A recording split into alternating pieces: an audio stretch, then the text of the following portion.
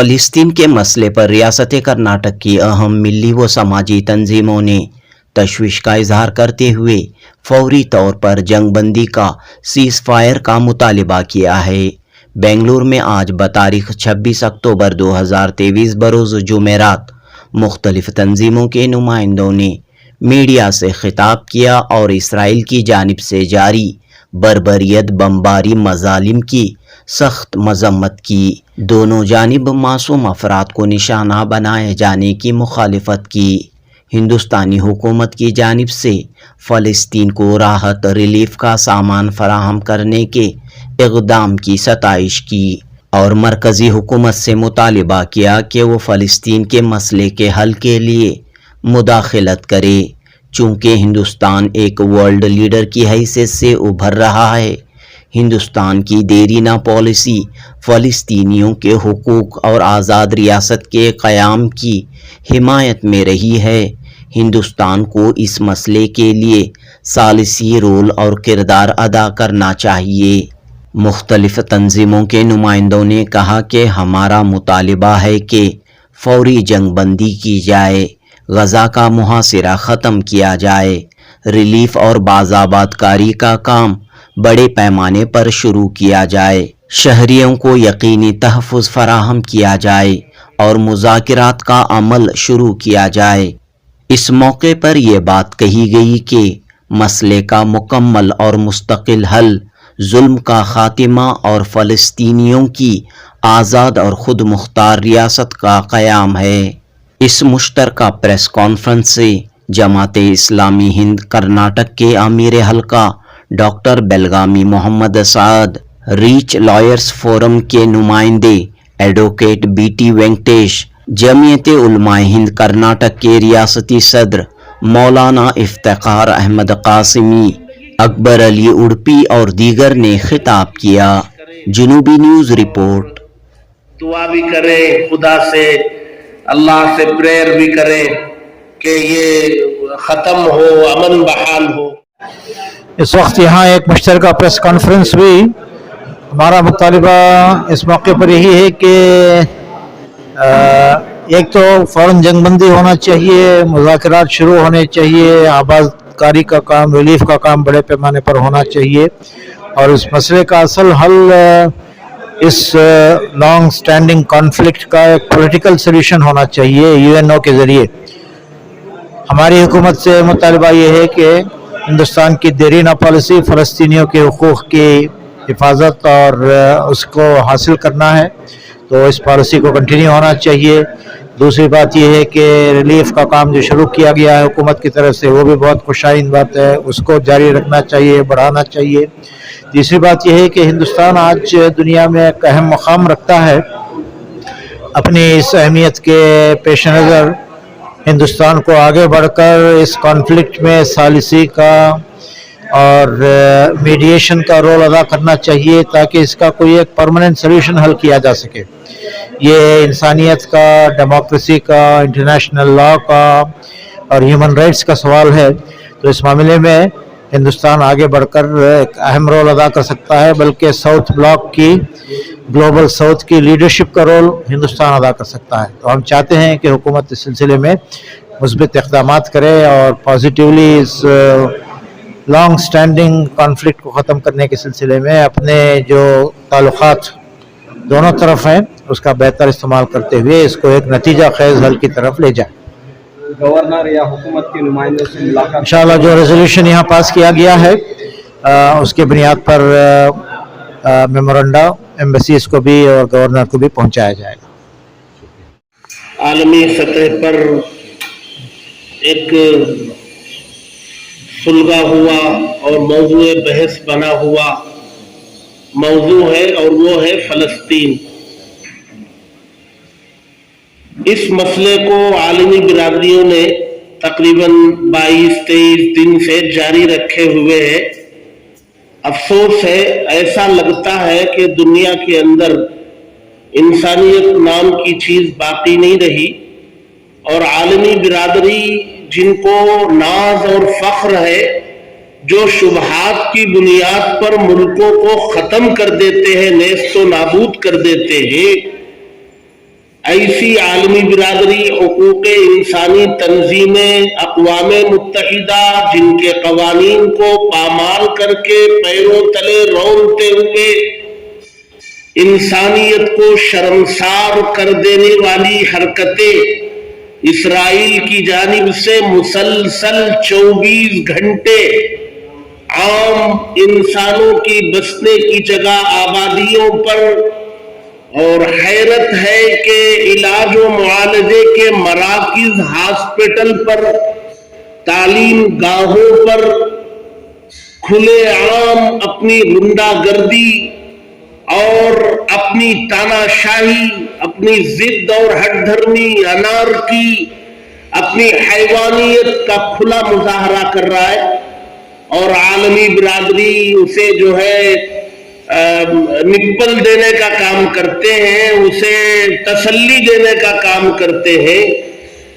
الاہلی ہاسپٹل پر بم گرایا اور دنیا کا سپر پاور وہاں پہنچ کر کے یہ کہتا ہے کہ وہ بم جو ہے غزہ کی طرف سے آیا ہے۔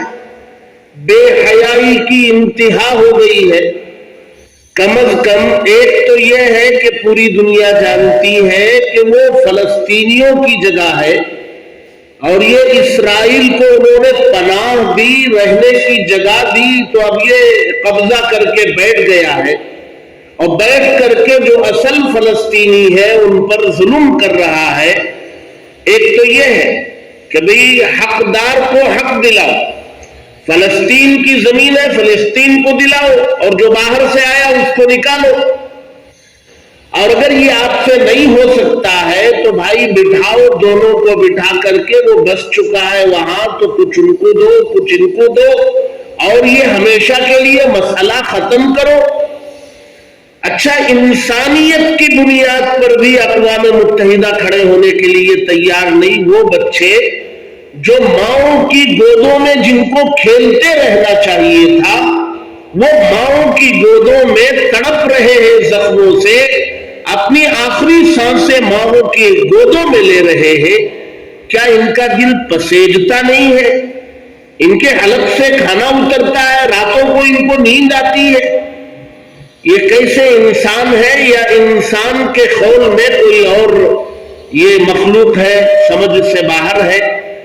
ایسے موقع پر آپ حضرات، صحافی حضرات کی ذمہ داریاں بہت بڑھ جاتی ہے کہ عالمی برادری کو جگانے کی سب سے مؤثر آواز جو ہے وہ صحافیت کی آواز ہے، وہ میڈیا کی آواز ہے، وہ چاہے پرنٹ ہو چاہے الیکٹرانک ہو، وہاں سے آواز پوری قوت سے اٹھائے۔ نمبر 1 پر سیز فائر ہو، نمبر 2 پر وہاں ضرورت کی اشیاء فراہم کیے جانے کی سہولتیں فراہم ہو، کھانے پینے کی، علاج و معالجے کی اور دیگر ضروریات، وہ فوراً سیز فائر نمبر 1 پر۔ نمبر 2 غذا، کھانے پینے کی اشیاء اور پھر علاج و معالجے کا سامان۔ نمبر 3 یہ اس مسئلے کا مستقل حل کیا ہے، اس کو حل نکال کر کے ختم کرو۔ یہ آئے دن کچھ نہ کچھ ہوتا رہتا ہے۔ نمبر 1 حق والوں کو حق دلاؤ، اور جو غاصب ہے، جو ظالم ہے، اس کو کٹہرے میں لا کر کے کھڑا کرو۔ اور اگر یہ نہیں ہو سکتا ہے تو دوسرے درجے میں کمپرومائز تو کراؤ، مصالحت تو کراؤ۔ ہمارے اپنا ملک ہندوستان، بھارت، اس کا اسٹینڈ ہے کہ ایک آزاد فلسطین ریاست قائم ہو، یہ ہونا چاہیے۔ وہ اپنے ملک میں، اپنی زمین میں غلام کی طرح نہیں رہ سکتے ہیں۔ اس سلسلے میں آج یہ تمام تنظیموں کے وفاق کی طرف سے صوبہ کرناٹک کی تنظیمیں، ملکی سطح کی تنظیمیں بھی ہیں، نمائندے کے طور پر 8-10 لوگ بیٹھ کر کے پورے صوبے کے تنظیموں کی نمائندگی کرتے ہوئے میڈیا سے گزارش کرتے ہیں کہ یہ آواز ہماری اس بند کمرے سے باہر نکال کر عالمی سطح پر پہنچانے کی کوشش کریں، اور دعا بھی کریں، خدا سے، اللہ سے پریئر بھی کریں کہ یہ ختم ہو، امن بحال ہو۔ اللہ تعالی इसके फैसले फरमाए और अमन उस सरजमीन उस खित्ते पर बहाल फरमाए। ಈ ಪ್ರಪಂಚದ ಮೊಟ್ಟ ಮೊದಲ ಡಿಮ್ಯಾಂಡ್ ಇಲ್ಲಿ ಯುದ್ಧ ನಿಲ್ಲಬೇಕು. ಇದೊಂದು ಜನಾಂಗ ದ್ವೇಷದ ಯುದ್ಧವಾಗಿ ಪರಿಣಮಿಸಿದೆ. ಕಳೆದ ಒಂದು ಶತಮಾನದ ಹಿಂದಿನಿಂದ ನಡೆದು ಬರುತ್ತಿರುವಂಥ ಹೋರಾಟ ಇದು. ತಮ್ಮ ನೆಲದಲ್ಲೇ ತಾವು ಪರಕೀಯರಂತೆ ಬರುತ್ತಿರುವಂತಹ ಸ್ಥಿತಿ ಪ್ಯಾಲೆಸ್ತೀನಿಯರದು. ಅಂತಾರಾಷ್ಟ್ರೀಯ ಸಮುದಾಯಗಳಲ್ಲಿ ಇದಕ್ಕೂ ಮುಂಚೆ ನಮ್ಮಲ್ಲಿ ತುಂಬಾ ಪ್ರಬಲವಾಗಿದ್ದ ನಾನ್ ಅಲೈನ್ ಮೂವ್ಮೆಂಟ್ನ ಅವಿಭಾಜ್ಯ ಅಂಗವಾಗಿದ್ದಂಥದ್ದು ಪ್ಯಾಲೆಸ್ಟೈನ್ ಲಿಬರೇಷನ್ ಆರ್ಗನೈಸೇಷನ್. ಈಗಿನ ಕಾಲದಲ್ಲಿ ಹೊಸಬರಿಗೆ ಪರಿಚಯ ಕಮ್ಮಿ ಇರಬಹುದು.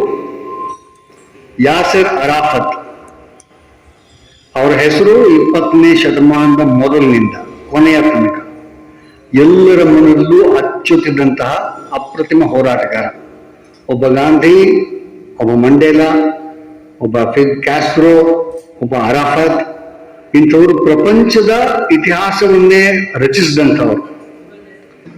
ಒಂದು ಪ್ಯಾಲೆಸ್ಟೈನ್ ಸಮುದಾಯಕ್ಕಾಗಿ, ಅದರ ಜನರ ಒಂದು ಹಕ್ಕಿಗಾಗಿ,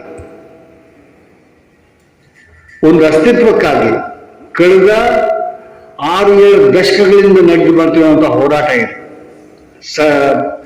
ಆ ಹೋರಾಟದ ಭಾಗವಾಗಿ ಒಂದು ರಾಜಕೀಯವಾಗಿ ಒಂದು ಉತ್ತರ ಕಂಡುಕೊಳ್ಳಲಿಕ್ಕೆ ನಡೆದಂತಹ ಚಳುವಳಿಗಳಲ್ಲಿ ಇವತ್ತಿನ ಒಂದು ಪ್ಯಾಲೆಸ್ತೀನ್ ಆಟೋನಮಸ್ ರೀಜನ್ ಒಂದು ಹುಟ್ಟಾಕ್ಲಿಕ್ಕೆ ಸಾಧ್ಯ ಆಗಿತ್ತು.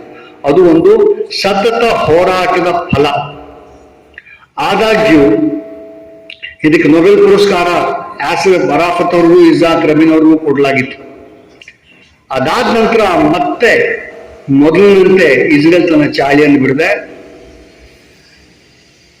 ಪ್ಯಾಲೆಸ್ತೀನ್ ಜಮೀನನ್ನ ಎಕರೆಯಿಂದ ಎಕರೆಗೆ 100 ಎಕರೆ 50 ಎಕರೆ ರೀತಿಯಲ್ಲಿ ನಿತ್ಯ ಕಳೆದ 50 ವರ್ಷಗಳ ಕಾಲ ಆಕ್ಯುಪೈ ಮಾಡ್ತಾ ಬಂದಿದೆ ಮತ್ತು ಯಹೂದಿಗಳ ಪ್ರಾಣಿಗಳನ್ನ ಅದರಲ್ಲಿ ತುಂಬಿಸ್ತಾ ಬಂದಿದೆ.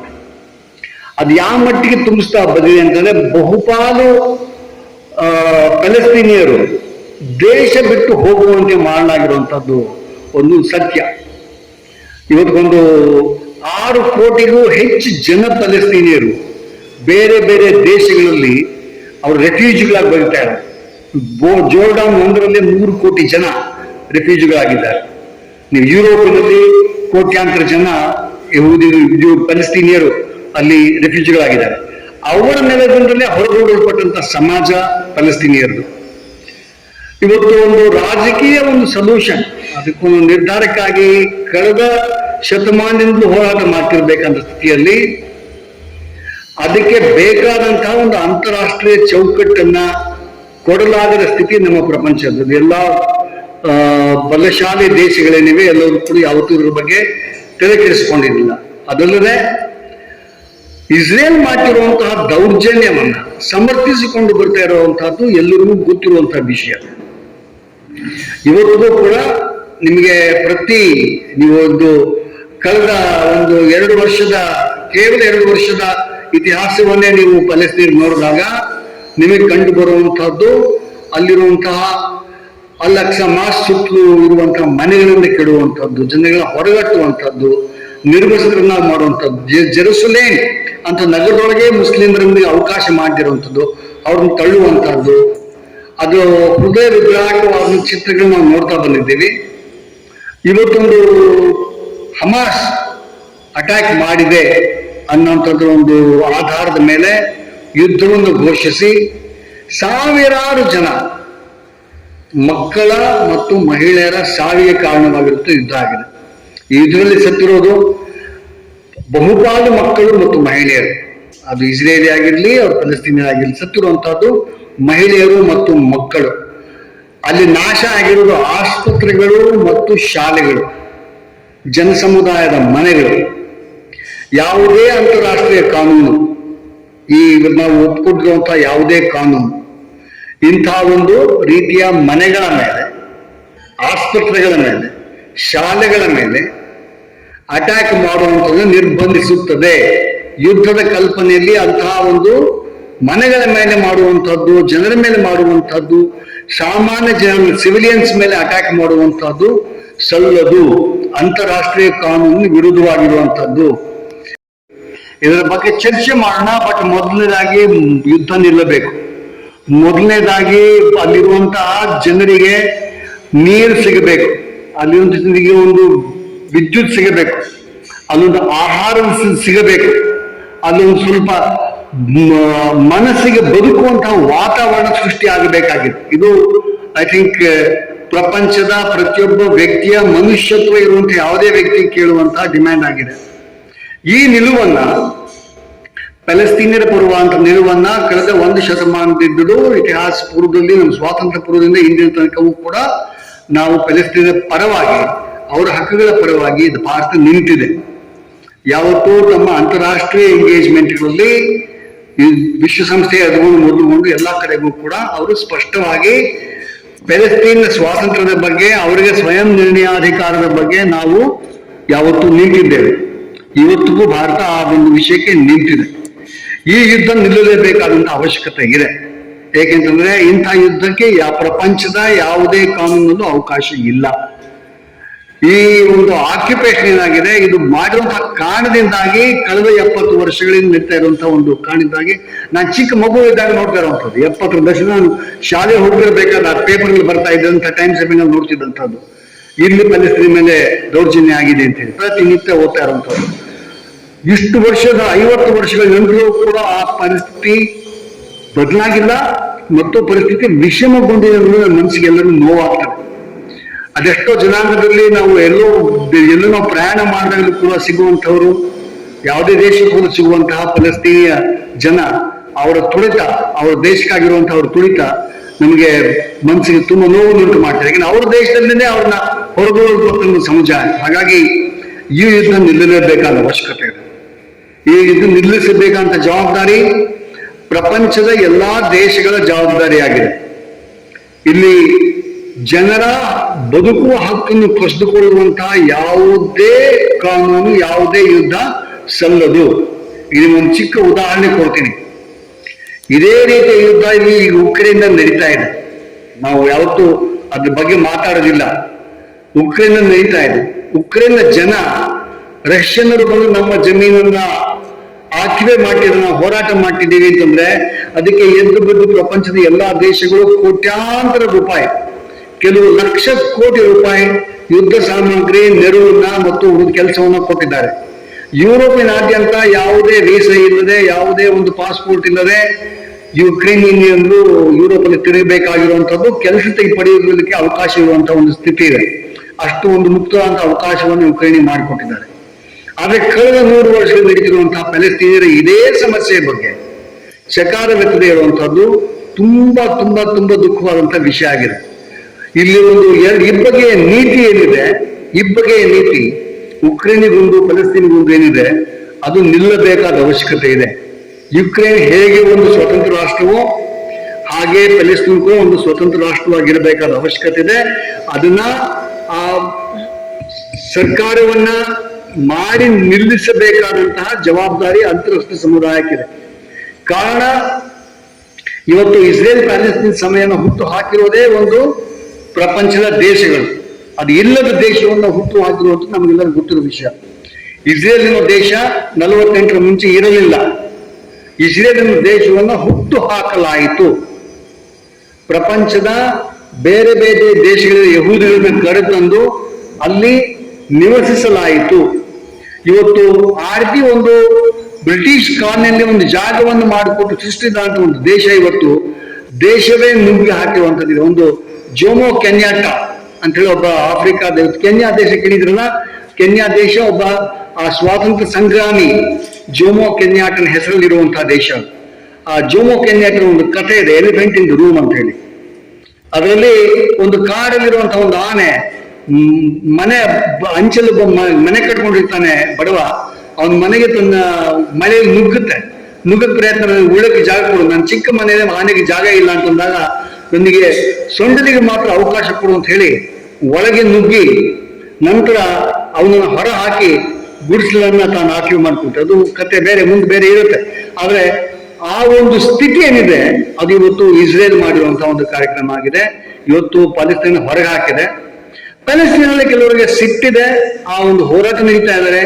ಎಲ್ಲಿ ಒಂದು ರಾಜಕೀಯವಾಗಿ ಒಂದು ಅದಕ್ಕೆ ಸೊಲ್ಯೂಷನ್, ಅದಕ್ಕೊಂದು ನಿರ್ಧಾರ ಕಟ್ಕೊಳ್ಳಿಕ್ಕೆ ಸಮುದಾಯಗಳು ಸಹಾಯ ಮಾಡೋದಿಲ್ವೋ ಅದನ್ನ ಬಂದೂಕನ್ನು ಕೈಗೆತ್ತಿಕೊಳ್ಳುವಂಥದ್ದು ನಾವು ಇತಿಹಾಸದ ಎಲ್ಲಾ ಕಡೆ ನೋಡಿದ್ದೀವಿ. ಅದು ಕ್ಯೂಬಾದಲ್ಲಿ ನೋಡಿದ್ದೀವಿ, ಎಲ್ಲಾ ನಮ್ಮ ದೇಶನ ಮೊದ್ಕೊಂಡು ಸುಭಾಷ್ ಚಂದ್ರ ಬೋಸ್ನ ಮೊದ್ಕೊಂಡು ಪ್ರತಿಯೊಬ್ಬರು ನಾವು ನೋಡಿದ್ದೀವಿ. ಅವರೆಲ್ಲರೂ ಯಾರು ಟೆರರಿಸ್ಟ್ಗಳಲ್ಲ, ಅವರೆಲ್ಲರೂ ಕೂಡ ಜನ ಹೋರಾಟ ಮಾಡ್ತಿರುವಂಥವ್ರು. ಯಾಸರ್ ಅರಾಫತ್ ಕೂಡ ಅಂಥವ್ರೆ. ಅಂತ ಹೋರಾಟ ನಡುವಲ್ಲಿ ಇವತ್ತು ಜನ ತಿರುಗೇಳುವಂತ ಅವಕಾಶಗಳಿರುತ್ತದೆ. ತಿರುಗೇಳುವಂತಾಗ ಆ ವಿಷಯಕ್ಕೆ ಸಂಬಂಧಪಟ್ಟದ್ದು ರಾಜಕೀಯ ಒಂದು ನಿರ್ಧಾರವನ್ನ, ರಾಜಕೀಯವಾದ ಸೊಲ್ಯೂಷನ್ ಹುಡುಕಬೇಕಾದ ಜವಾಬ್ದಾರಿ ಇರ್ತದೆ.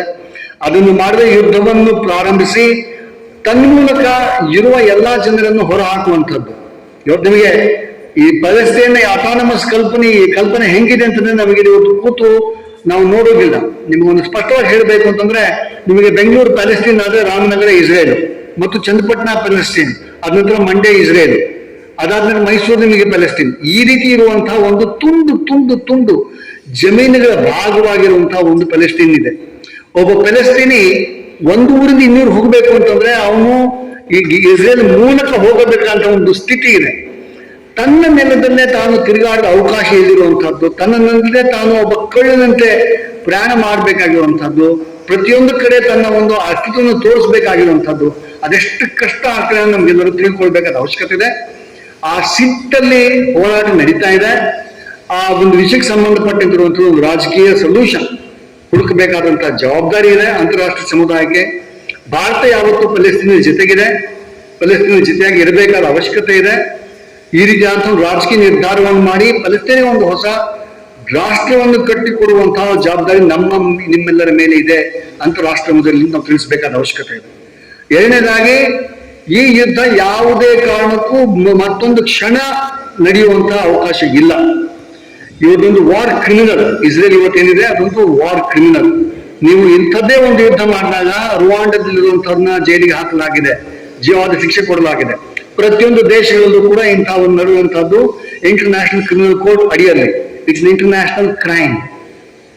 ಸೊ ಇಂತಹ ಒಂದು ಸ್ಥಿತಿಯಲ್ಲಿರುವಂತಹದ್ದು ಅಂತಾರಾಷ್ಟ್ರೀಯ ಸಮುದಾಯ ಇಸ್ರೇಲ್ ಇಮಿಡಿಯೇಟ್ ನಿಲ್ಲಿಸಬೇಕಾದ ಅವಶ್ಯಕತೆ ಇದೆ. ಅವರ ಮೇಲೆ ಕ್ರಮ ತೆಗೆದುಕೊಳ್ಳಬೇಕಾದ ಅವಶ್ಯಕತೆ ಇದೆ. ನಂತರ ಪ್ಯಾಲೆಸ್ತೈನರಿಗೆ ಒಂದು ಉಸಿರಾಡುವಂತಹ ಅವಕಾಶ, ಅವ್ರಿಗೊಂದು ಸ್ವತಂತ್ರವಾದ ದೇಶವನ್ನು ಕಟ್ಟಿಕೊಡಬೇಕಾದ ಅವಶ್ಯಕತೆ. ಯುದ್ಧವನ್ನು ತಕ್ಷಣ ನಿಲ್ಲಿಸಬೇಕಾಗಿದೆ. It's ಹ್ಯೂಮ್ಯಾನಿಟೇರಿಯನ್ crisis. ಇದಕ್ಕೆ ಯಾವುದೇ ರಾಷ್ಟ್ರವಾಗ್ಲಿ ಜವಾಬ್ದಾರಿ ಆಗಿರ್ಬೇಕಾಗಿರ್ತದೆ ಜನರಿಗೆ ಸಂಬಂಧಪಟ್ಟಂತೆ. ಆ ಒಂದು ಜವಾಬ್ದಾರಿಯನ್ನ ತುಂಬಾ ಬೇಜವಾಬ್ದಾರಿ ನಡೆದುಕೊಂಡಿರುವಂತಹ ಇಸ್ರೇಲ್ನ ಮೇಲೆ ಕ್ರಮ ತೆಗೆದುಕೊಳ್ಬೇಕಾದ ಅವಶ್ಯಕತೆ ಇದೆ. ಎರಡೂ ಇದೆ. ಹಾಗಾಗಿ ಯುದ್ಧ ಇನ್ನು ನಿಲ್ಲಬೇಕಾಗಿದೆ. ಯುದ್ಧ ನಿಲ್ಲಿಸಿ ಜನರನ್ನೇ ಒಂದು ಮಾತಿಗೆ, ಚರ್ಚೆಗೆ ಅವಕಾಶ ಮಾಡಿಕೊಡ್ಬೇಕಾಗಿದೆ. ಮತ್ತು ಪ್ಯಾಲೆಸ್ತೈನಿಗೆ ತಮ್ಮದೇ ಆದಂತಹ ಒಂದು ಸ್ವಾಯತ್ತವಾಗಿರುವಂತಹ ಒಂದು ದೇಶವನ್ನ ಕಟ್ಟಿಕೊಳ್ಳಲು ಅವಕಾಶ ಮಾಡಿಕೊಡ್ಬೇಕಾಗಿದೆ. ಇದು ತುಂಬಾ ಪ್ರಮುಖವಾದ ಡಿಮ್ಯಾಂಡ್. ಇವತ್ತಿನ ಯುದ್ಧದಿಂದ ಇದು ಮತ್ತೆ ಹೆಚ್ಚಿನ ಒತ್ತಾಯ ಮಾಡಿ ನಾವು ಮಾಡಬೇಕಂತ ಅವಶ್ಯಕತೆ ಇಂದಿಗಿದೆ. ಯುದ್ಧ ನಿಲ್ಲಲೇಬೇಕು, ಜನರ ಬದುಕು ಉಳಿಸಬೇಕು. Thank you. Israel came into existence and it has been a policy of continuous expansion, eviction of people from their homelands. What used to be a place where 95% of the population was Palestinians, and Palestinian Arabs have lived in that land for more than 2,500 years. But we see that a decision is taken that this should be declared a homeland for Jews, and the homeland becomes the state of Israel, and the process of settlements and expansion and making Palestinians refugees in their own land. This has been a continuous policy day in and day out. The inhuman treatment, the humiliation that is heaped on Palestine, and the ever-expanding settlements is the root cause of all this problem. And what we are seeing today is nothing short of genocide, nothing short of ethnic cleansing, and the apartheid policy that Israel has adopted towards the Palestinian Arabs. While there are 2.3 million people in Palestine, we should know that there are more than 6 million Palestinians who are living as refugees in exile in various parts of the world, including the countries surrounding Israel.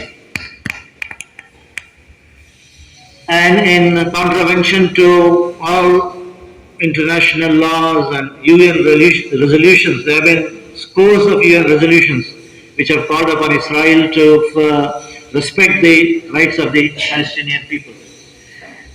We need to understand the difference between occupation and resistance.